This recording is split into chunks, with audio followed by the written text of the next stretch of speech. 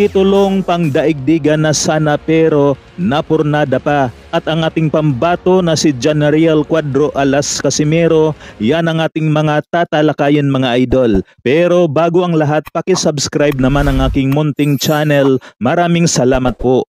Medyo masamang balita nga po ang bumungad sa atin para sa araw na ito. Dahil kansilado na nga po ang laban ng ating pambato na si dating WBO Oriental Champion and World Title Contender na si RR Andales. Kontra sana ito sa Japanese IBF Minimum Weight Champion na si Jinjiro Sugiuka. Nakatakda sanang magtuos ang dalawa ngayong March 31. Ilang tulog na lang sana yan mga idol pero napurnada pa ang kanilang laban. Na ito na sana ang magandang pagkakataon upang magkaroon ang Pinas ng titulong pangdaigdigan. Kaso napurnada nga po ang laban ng ating pambato dahil sa isyong araw yan ng timbang. Na kung kayo naman ang tatanungin mga idol, maniniwala ba kayo sa sinasabing isyo na timbang? Matatandaan mga idol na ito nga pong si Andales ang kaisa-isang Pinoy na tumalo kay Miel Fajardo. Kaya naman masasabi natin na mapanganib talaga ang kamao nitong si RR Andales.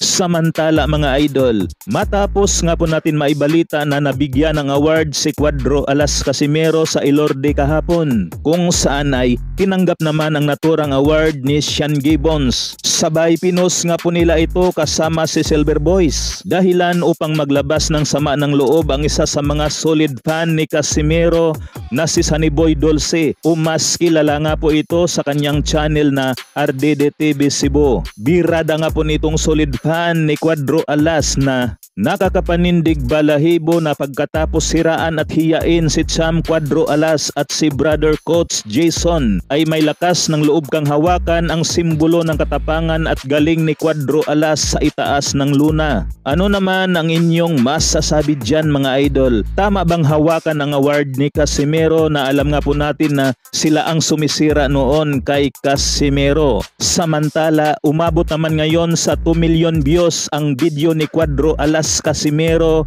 na dito nga po mga idol ay kasama ang kanyang jowa na may edad lamang ito na 22. Ouch! Sarap! Hanggang dito na lamang mga idol. Maraming salamat po.